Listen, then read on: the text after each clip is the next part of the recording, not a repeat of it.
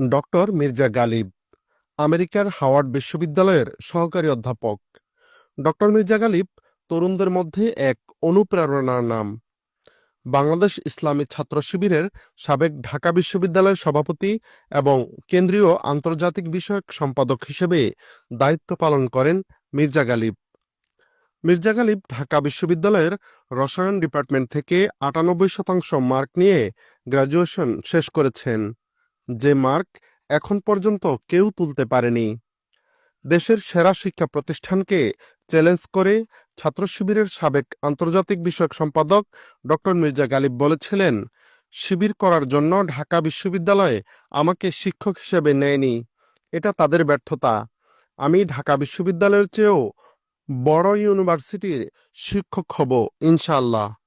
দেশে পড়াশোনার পাট চুকিয়ে কানাডা থেকে ডক্টরেট করে বর্তমানে তিনি যুক্তরাষ্ট্রের হাওয়ার্ড বিশ্ববিদ্যালয়ের রসায়ন বিভাগে সহকারী অধ্যাপক হিসেবে নিয়োগপ্রাপ্ত হয়ে বাংলাদেশের মুখ উজ্জ্বল করেছেন এবং তার চ্যালেঞ্জ পূর্ণ করেছেন।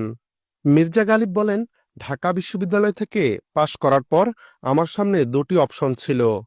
এক, শিক্ষক হিসেবে যোগ দিয়ে পরে পিএইচডি করতে যাওয়া, আরেকটি ছিল সরাসরি পিএইচডির জন্য বাইরে যাওয়া। কিন্তু আওয়ামী লীগ সরকারের আমলে শিক্ষক নিয়োগে রাজনৈতিক প্রভাব ছিল স্পষ্ট। তারা কোনো সার্কুলারই দিচ্ছিল না, আর দিলেও আমাকে নেওয়ার বিষয়ে আগ্রহী হবে না।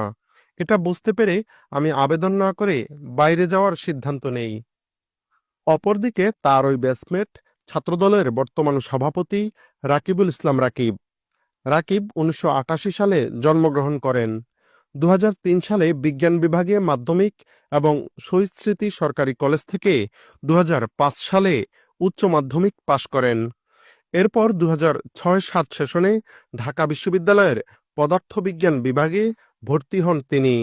অর্থাৎ ১৪ বছর আগে তিনি বিশ্ববিদ্যালয়ে ভর্তি হয়েছিলেন। সাধারণ হিসেব ধরলেও তার বয়স অন্তত ৩১ বছর হতে পারে। ঢাকা বিশ্ববিদ্যালয়ের নিয়মিত কোর্সের শিক্ষার্থী হিসেবে ১ বা ২ বছর বিরতি দেওয়ার পরও সর্বোচ্চ ৮ বছরে স্নাতকোত্তর শেষ করা যায়।